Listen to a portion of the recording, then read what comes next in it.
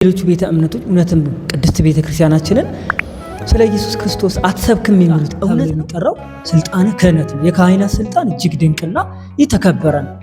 ካህኑ ምንም ይሁን፣ ነገር ግን ስልጣነ ክህነቱ ግን ንጹህ። ዛሬም ድረስ ቅድስት ቤተ ክርስቲያን ስለ ኢየሱስ ክርስቶስ ስትሰብክ የማይገባቸው አካላት አሉ።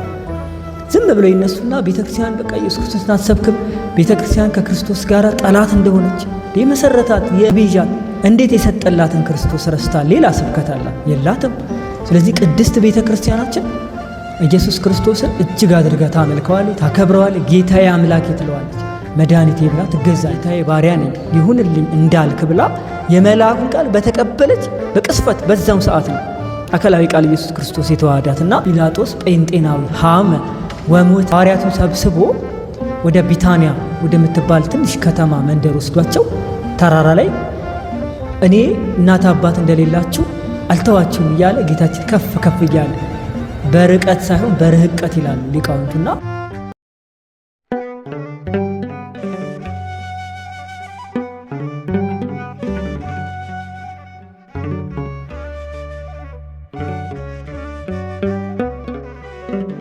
የዛሬው ቪዲዮ ምክንያቴ አንድ በጣም ለየት ያለ ምክንያት አለኝ። ምንድነው? በማህበራዊ ወይም ደግሞ በሶሻል ሚዲያ አንድ ነገር ተለቆ አየውኝና ዶክተር ወዳጄን የተባለ የምታውቁት እምነት ተከታይ እንዲሁም ስለ ድንግል ማርያም ልዩ ፍቅር ያለው ወዳጄ የተባለ አንድ ሰው ታውቃላችሁና በጣም ታዋቂ ሰው ነው። በነገራችን ላይ በተጽዕኖ ፈጣሪ በተለይ ደግሞ በሶሻል ልቦናው በተለያዩ ነገሮች ላይ መንገድ እያስተማረ ያለ ሰው ነውና ሌላም ፕሮግራሞች እንዳሉት ይታወቃል። በተለይ በዩቲዩብ በተለያዩ ሚዲያዎች ላይ የቀረበ በጣም ብዙ ነገሮችን በማስተማር ይታወቃል። እና እሱ ሰው የፌስቡክ ገጽ ላይ ይሄንን ያው በዚህ በስክሪኑ ላይ የምታዩትን 9 አበይት በዓላት የጌታችን ኢየሱስ ክርስቶስን ነገር ይገልጣሉ ብሎ እያንዳንዱ በዓላቶቿን 9 ባይሆኑም ነገር ግን እሱ አበይት ብሎ ያሰባቸውን በዓላቶች አስቀምጧል። ቤተ ክርስቲያን እውነት ለመናገር ብዙዎቻችን ስንት በዓላት እንዳሏት እኮ እናውቃለን። ነገር ግን እያንዳንዱ በዓላቶቿን ምን እንደሆነ ለምን እንደሚከስንትስ እንደሆኑ አናውቅም። አሁን 9 አበይት በዓላት እንዳሉ እንደገና ደግሞ ንዑሳት በዓላትም እንዳሏት የኢትዮጵያ ኦርቶዶክስ ተዋሕዶ ቤተክርስቲያን ይታወቃል። የኢትዮጵያ ኦርቶዶክስ ተዋሕዶ ቤተክርስቲያን አበይት በዓላት ብላ ከምታከብራቸው መካከል 9 አሉ። እንደገና ደግሞ ሌሎች ንዑሳት በዓላት ደግሞ ተብለው ይከበራሉ። ታዲያ ከነኚህ መካከል እንግዲህ የኢትዮጵያ ኦርቶዶክስ ተዋሕዶ ቤተክርስቲያን የመጀመሪያው የጌታችን በዓል የሚባለው በዓለ ጽንሰቱ ነው። እንግዲህ ጽንሰት ሲባል የክርስቶስ አምላካችን መድኃኒታችን ኢየሱስ ክርስቶስ በእናታችን በቅድስት ድንግል ማርያም ማኅፀን የተጸነሰበት መጋቢት 29 ማለት ነው። እና ይህንን እንግዲህ በዓል አባቶቻችን ሥርዓት ሰርተው እኛም ደግሞ መጋቢት 29 ሁልጊዜ የምናከብረው። አሁን በዓለ ጽንሰት ሲባል ዝም ብሎ ጽንሰት ብቻ ተብሎ የሚታለፍ ሳይሆን ማን ነው የተጸነሰው የሚለው ጥያቄው መድኃኒታችን ኢየሱስ ክርስቶስ ነው። አካላዊ ቃል ወልድ ከመቤታችን ከቅድስት ድንግል ማርያም ከማኅፀኗ አደረ ወይም ደግሞ በማኅፀኗ ተወሰነ የምንለው ማለት ይሄ ማለት መልአኩ ቅዱስ ገብርኤል በዚህ በሉቃስ 1 ምዕራፍ 26 ከቁጥር 35 ላይ ገብታችሁ ስታነቡ የእግዚአብሔር መልአክ ቀድሞ የነበረው በተለይ ቅዱሳን መላእክትን ያረጋጋው መልአክ ደገኛው መልአክ የምህረት መልአክ በሌላም ደግሞ እንዴት ጌታዬን አምላኬን የፈጠረውን ይህንን ዓለም ሁሉ በመዳፉ የፈጠረ አምላክ እንዴት ሲሰቀላ ያለው ብሎ ሰይፉን ከሰገባ አውጥቶ ወደ ምድር እንደወረወረ ኃይለኛ እንደሆነ ይነገርለታል። ነገር ግን ቅዱስ ገብርኤል በጣም ሩሩ መልአክ ነው። እውነት ለመናገር በጣም ደገኛ መልአክ ነው። ሰሚ መልአክ ነው።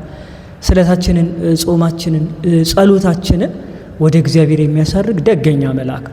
ይህ ደገኛ መልአክ በቅዱሳን መላእክት ዘንድ ጸብ በተነሳ ጊዜ በተለይ መላእክቱና ዘንዶ ተዋጉት እንደተባለ የቅዱስ ገብርኤል ሚና የሚጀምረው ከዛ ጋራ ነው። የመላእክትን አንድነት ከማረጋጋት አንስቶ ቅዱሳን መላእክትን ኑ ባለንበት እንጽና ብሎ የአምላካችን ኢየሱስ ክርስቶስን ፈጣሪነት አምላክነት እስክናውቅ ብሎ መላእክትን ያረጋጋ በመላእክት ከተማ ሰላምን የሰበከ ደገኛ መልአክ ነው። እና ይህ መልአክ ነው ወደ እመቤታችን ቅድስት ድንግል ማርያም ታልኮ ወር የተባለው ቅዱስ ዮሐንስ በተጸነሰ በ6ኛ ወር ማለት የጌታችን ኢየሱስ ክርስቶስ አካላዊ ቃል ወደ እመቤታችን ወደ ቅድስት ድንግል ማርያም ማኅፀን ሲያድር በጆሮዋ ሰምታ ይኩነኒ ባለች ጊዜ በማኅፀኗ እንደተጸነሰ እናውቃለን። ከሱ ጊዜ ጀምሮ ነው እንግዲህ የጌታችን ኢየሱስ ክርስቶስ ጽንሰት ተብሎ የሚል። በነገራችን ላይ የእመቤታችን ጽንሰት ብለን የምናከብረው ቅዱስ ገብርኤል ነግሯት እመቤታችንን ይኩነኒ በከመ ትቤለኒ፣ ጽንሰቱ የሚጀምረው ከዛ ነው። ከዛ መጋቢት 29 ማለት ነው። በጣም ድንቅ በዓለ ጽንሰት ተብሎ ይከበራል። ይህ ደገኛ መልአክ ቅዱስ ገብርኤል ወደ እመቤታችን በ6ኛ ወር ተልኮ ለእመቤታችን ይህንን የሆነ የምስራች አብስሯታል። እና ጌታችንም ቅዱስ መልአኩ ወይም ገብርኤልን ወደዚህ ምስራችን ሲመረጥ ያበቃው ያኔ ንቁ በሃይማኖታችን ብሎ መላእክትን ስላረጋጋ ነው። እና የምስራች ነጋሪ ተደርጎ ተልኳል። ስለዚህ የመጀመሪያው የክርስቶስ በዓለ ጽንሰት ተብሎ ይከበራል። ይህ መጋቢት 29 የሚከበር ነው። ሁለተኛው በዓለ ልደቱ ነው። እንግዲህ ተጸነሰ ካልን ተወለደ ይቀጥላልና ሁለተኛው በዓለ ልደት ነው። የጌታችን ኢየሱስ ክርስቶስ መወለድ፣ የጌታችን ኢየሱስ ክርስቶስ መገኘት ምን ማለት ነው? አምላካችን ኢየሱስ ክርስቶስ ከድንግል ማርያም ከስጋዋ ስጋ ከነፍሷ ነፍስ የተወለደ ታኅሳስ 29 ነው። ያኛው መጋቢት 29 ነው። ይሄ ደግሞ ታኅሳስ 29። ይህ እንግዲህ አምላካችን ኢየሱስ ክርስቶስ ዓለምን ለማዳን ከእናታችን ከቅድስት ድንግል ማርያም በማኅፀን ተወስኖ ቀጥሎ ደግሞ የተወለደበት በዓል ነው ማለት። እንግዲህ ጌታችን ኢየሱስ ክርስቶስ ከእመቤታችን ከቅድስት ድንግል ማርያም ስጋዋ ስጋ ነስቶ በቤተልሔም በረት፣ በከብቶች በረት በግርግም በጣም ለዛ ሽታው እጅግ በሚያስደነግጥ በማያስቀርብ ሰው መውለጃ ስፍራ አልነበራትም። እመቤታችን ቅድስት ድንግል ማርያም አምላካችን ኢየሱስ ክርስቶስን ስትወልደው የመውለጃ ስፍራ አልነበራትም። በጣም የሚደንቅ ነውና ሁለተኛው በዓለ ልደቱ ነውና በጣም የሚያስደንቅ ነው። ይሄ እንግዲህ የጌታችን ኢየሱስ ክርስቶስ በዓላትን ነው እያየን ያለ ነው። ሶስተኛው በዓለ ጥምቀት ነው። ተጸነሰ አለ፣ ከዛ ደግሞ መወለድ ይቀጥላል። እንግዲህ አንድ ሰው ሳይጸነስ ሳይወለድም ደግሞ አይጠመቅም። ስለዚህ ጌታችን ቀጥታ ሄደው ምንድነው ወደ ጥምቀት ነው። 30 ዘመን ሲሞላው በበልህቀ ይለዋልና በየጥቂቱ አደገ እንደሚል ጌታችን ኢየሱስ ክርስቶስ ካደገ ልክ የ30 ዘመን ወጣት ጎልማሳ ባሕረ ዮርዳኖስ ወርዶ በቅዱስ ዮሐንስ በመጥምቁ መለኮት በቅዱስ ዮሐንስ በሰማይቱ በካህኑ በሐዋርያው እጅ ጌታችን ተጠምቋል ማለት ነው። አስተውሉ እንግዲህ የጌታችን በዓላት ናቸው እነኚህ ነው። እንግዲህ ቅድስት ቤተክርስቲያናችን አትሰብክም አታስተምርም የሚሉን ሌላ ቤተ እምነቶች እንግዲህ እዩዋቸው። እንግዲህ እግዚአብሔር ያሳያችሁ ጽንሰት፣ ውልደት፣ ከዛ ደግሞ ጥምቀት ይቀጥላል ማለት ነው። ጥምቀት እንግዲህ ጥር 11 ነው ብዙ ጊዜ የሚከበረው። ነገር ግን ከጥምቀቱ ወይም ደግሞ ከጥር 11 በፊት ጥር 10 ጋድ ተብሎ የሚጾም የአንድ ቀን ጾም አለ። ስለዚህ የሃይማኖት የላቶች እያየን አሰብክም ማለት በጣም አስቸጋሪ ነገር ነው። የመጀመሪያው የጥምቀት በዓል የሚከበረው ጥር 10 ጀምሮ ከገአዱ ማለት ነው ጾም ጀምሮ እስከ 12 ድረስ እስከ ቃና ዘገሊላ ይከበራል ማለት ነው። አራተኛው ማለት ይሄ ደግሞ እጅግ የሚያስደንቅና በጣም የሚገርም ነው። በኃይለ ሆሳዕና የምንለው ጌታችን ኢየሱስ ክርስቶስ በአህያይቱና በውርንጭላይቱ ላይ ተጭኖ ወደ ኢየሩሳሌም ከተማ መግባቱን አስመልክቶ የሰላም ንጉሥ፣ የሰላም አለቃ፣ የሰላም ባለቤት፣ የሰላም አለቃ ነው፣ የሰላም ሁሉ ባለቤት ነው። እኔ የምሰጣችሁ ሰላም ዓለም እንደሚሰጣችሁ ሰላም አይደለም ብሎ የተናገረው አምላካችን ኢየሱስ ክርስቶስ አህያይቱና ውርንጭላይቱ ተጭኖ የመጣው ማለት ነው። እና ይህ በጣም አስደናቂው በዓል ሆሳዕና በጣም ልዩ የሚያደርገው በዓል እንግዲህ ጌታችን ሊሰቀል ሆሳዕና ብለው ምንጣፋቸውን አውልቀው ልብሳቸውን አውልቀው ምንጣፍ ዘርግተው ዘንባባን አንጥፈው ጌታችን ኢየሱስ ክርስቶስ ሆሳዕና ለወልደ ዳዊት በዳዊት ከተማ የሚመጣ ምስጉን ነው፣ በአህያይቱ ውርንጭላይቱ ይመጣል ተብሎ ቀድሞ ትንቢት የተነገረለት አምላክ በአህያይቱ ውርንጭላይቱ ወደ ከተማይቱ ገብቶ የሰላምሽን አምላክ የሚያድንሽን እግዚአብሔር በብታቂ ኖሮ ብሎ ጌታችን ኢየሱስ የተናገረበት ድንቅ ቀን ነው እና የሆሳዕና ብለን የምናከብረው ሌላኛው አራተኛው የጌታችን በዓል ነው ማለት ነው። እኛ አበይት በዓላቱ ላይ ፎከስ ስለምናደርግ የአራተኛው ይሄ ነው። እንግዲህ ሆሳዕና ከትንሣኤ አንድ ሳምንት ቀደም ብሎ የሚከበር እንደሆነ በቃል በዓለ እሁድ ነው።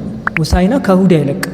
ማቴዎስ ወንጌል ምዕራፍ 3 ከቁጥር 1 ላይ የተገለጸው ስለ በዓለ ሆሳዕና ጌታችን ወደ ኢየሩሳሌም በአህያይቱ ውርንጭላ ተጭኖ መግባቱን የሚገልጥ ነው እና እዚህ ጋር በነገራችን ላይ ጌታችን ኢየሱስ ክርስቶስ በአህያይቱ ለምን ሄደ ተብሎ ሲተረጎም ያች የተናቀችውን አህያይቱ ያከበረ አምላክ ነው።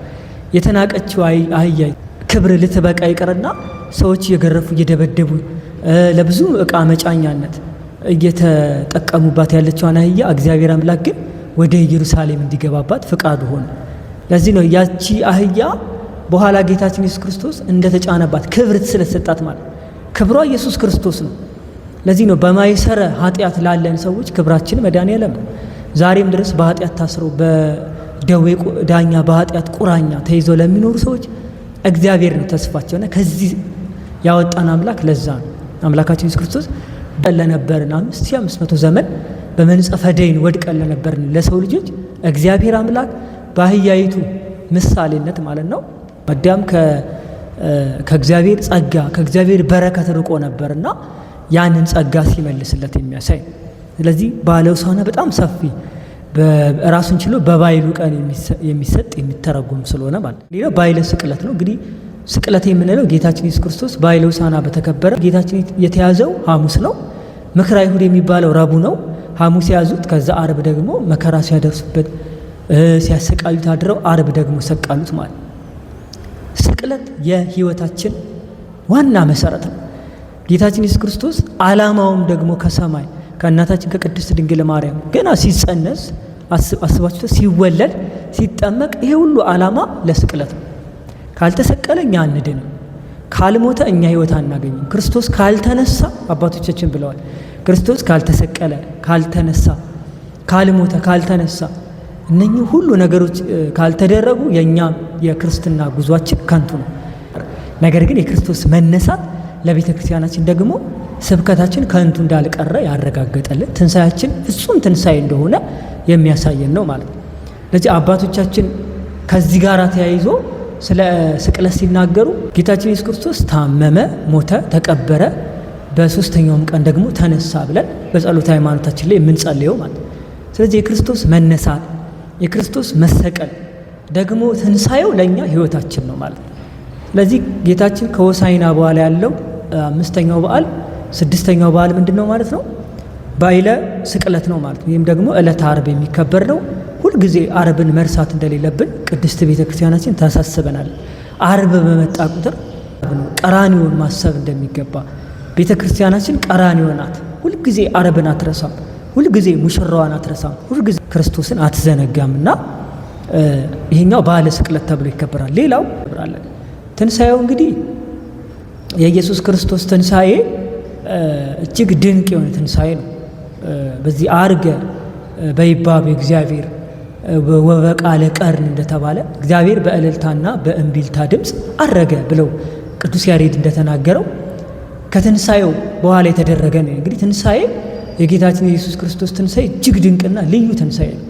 ጌታችን እንደተናገረው ለሐዋርያቱ ነግሯቸው ነበር፣ ለጸሐፍት ፈሪሳውያን ነግሯቸው ነበር። እንደውም እነሱ በጣም ብዙ ጊዜ ስለ ራሱ ስለሚነግራቸው አይገባቸውም ነበር። አራችን የትንሳኤያችን በኩር ነው። ለዚህ ነው ጌታችን ኢየሱስ ክርስቶስ ይህን ቤተ መቅደስ አፍርሱትና እኔ በሶስተኛው ቀን እሰራዋለሁ ሲላቸው እነሱ አላስተዋሉም ነበር። እነሱ የሚላቸው የዘሩባቤል ቤተ መቅደስን 48 ዓመት ተሰርቶ የፈረሰውን መቅደስ አፍርሶ በሶስተኛ ቀን እሰራዋለሁ ያላቸው መስሏቸው ተሰናከሉበት ይለናል ጸሐፊውና። ነገር ግን ጌታችን የሚነግራቸው ስለ ራሱ ሰውነት ነበረ። አሁን እነሱ ወረድ ብለው ማንበብ ስለማይችሉ የመጀመሪያውን ነገር እየያዙ ብዙ ሰዎች ጠፍተዋል። ስለዚህ ጌታችን ግን የተናገረው ስለ ራሱ ሰውነት ነው። በሶስተኛው ቀን አስነሳዋለሁ ያለው ስለ ራሱ ሞትና ትንሣኤ ሲናገር ነው። 3 ቀን በከርሰ መቃብር አድሬ በሶስተኛው ቀን ግን መግነዝ ፍቱልኝ፣ መቃብር ክፈቱልኝ ሳይል በዝግ መቃብር ተነስቶ በዝግ መቃብር ትንሣኤያችንን አውጆልናል ማለት። ስለዚህ በዓለ ትንሣኤ ወሳኝ ነገር ነው። የክርስቶስ ትንሣኤ ባይኖር ቅዱስ ጳውሎስ እንዳለው ስብከታችን ሞኝነት ይሆን ነበረ። እንዲሆን የሐዋርያት ትምህርት ሐዋርያት በጌታችን ኢየሱስ ክርስቶስ ያስተማሩ ትምህርት እውነትነቱ የተረጋገጠው በጌታችን ትንሣኤ።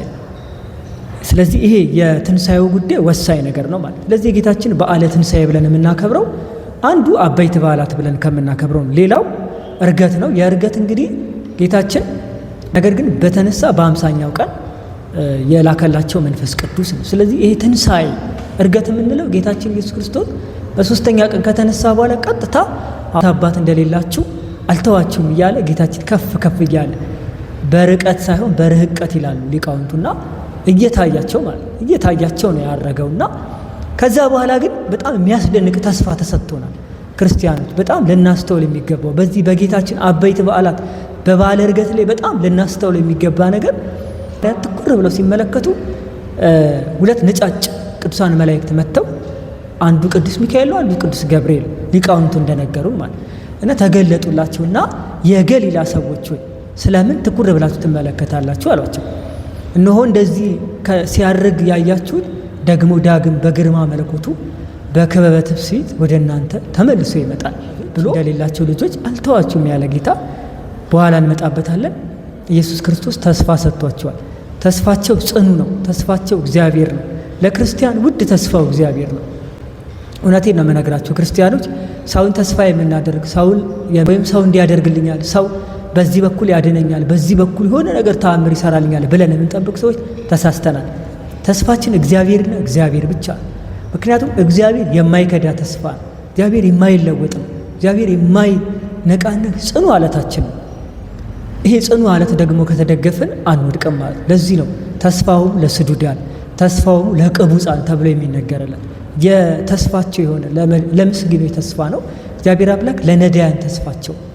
ስለዚህ በዓለ ዕርገትን ስናስብ ትንሣኤ ከተከበረ በ40ኛው ቀን ወይም ደግሞ በዕለተ ሐሙስ ይውላል። ዕርገት ከሐሙስ አይወጣም፣ ትንሣኤ ከእሁድ አይወጣም፣ በዓለ ጰራቅሊጦስም ደግሞ ከእሁድ አይወጣም። ስለዚህ ጌታችን ኢየሱስ ክርስቶስ ይሄ አበይት በዓላት ከምንላቸው አንደኛው በዓለ ዕርገት ነው ማለት። ዕርገት በጣም ከፍ ከፍ ያለበት ከቤታችን ከቅድስት ድንግል ማርያም ጌታችን ኢየሱስ ክርስቶስ ከስጋዋ ስጋ ነሳ ስንል እኮ ባህሪዋን ባህሪ ያደረገ ገንዘብ አደረገ። ምን ማለት ነው? መለኮትነቱን ሳይቀየር ስጋም ደግሞ የስጋ ባህሪውን ሳይለውጥ ነገር ግን በተዋሂዶ ገንዘብ አድርጎናል ማለት ነው። እግዚአብሔር በመቀላቀል አይደለም፣ በመጥፋት አይደለም፣ በመለወጥ አይደለም። ይህንን ልናስብ ልንረዳ ይገባል ማለት ነው። በጣም ሰፊ ነው።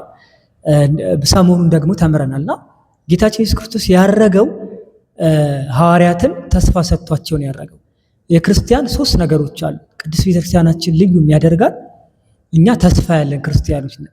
ያው በሰማይ ቤት አዘጋጅላችኋለሁ እናት አባት እንደሌላችሁ አልተዋችሁም ብሎ ጌታችን በሰማይ ብዙ መኖሪያ እንዳለ ለሐዋርያት ተስፋ ሐዋርያት በጊዜው ቢሰጣቸው ነገር ግን የዘመኑ ፍጻሜ ማለትም ለእኛ ለአዲስ ኪዳን ክርስቲያኖች የተሰጠን ተስፋ የጌታችን ትንሣኤ የጌታችን ዕርገት ለክርስቲያኖች ውድ ተስፋ ነው። እመኑ።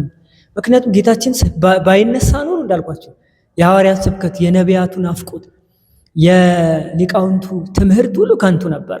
ግን ጌታችን አልቀረም፣ ተነሳ፣ ቃሉን ጠበቀ። ሐዋርያት ራሱ እጅግ በፍርሃት ነበሩ አይደለም ይላል። ከዛ ሰላም ለእናንተ ይሁን ብሎ ፍርሃታቸውን አራቀ።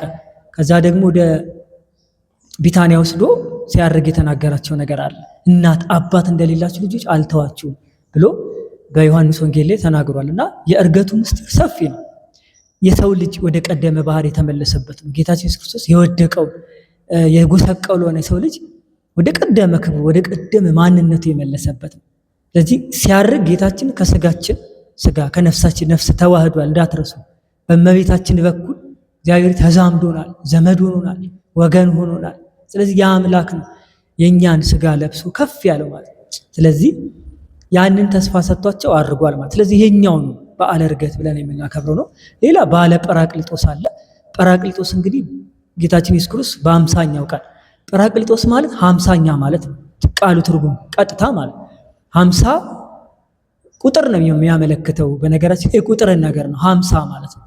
ነገር ግን ጴንጤቆስጤ ተብሎ ደግሞ ይጠራል በሌላ ምን ማለት ነው? የመንፈስ ቅዱስ በዓል። ይሄም ሐዋርያት የተቀበሉ በዝግ ቤት ሳሉ ኢየሱስ ክርስቶስ እንደሚነጥቅ አውሎ ነፋስ መንፈስ ቅዱስ ወርዶ በየራሳቸው ላይ ሐዋርያት ብቻ አይደሉም 120ውን ቤተሰብ ተቀብለዋልና ከዛ በኋላ ፈሪ የነበሩት ጠንካራ ሆኗል እንደምታውቁት።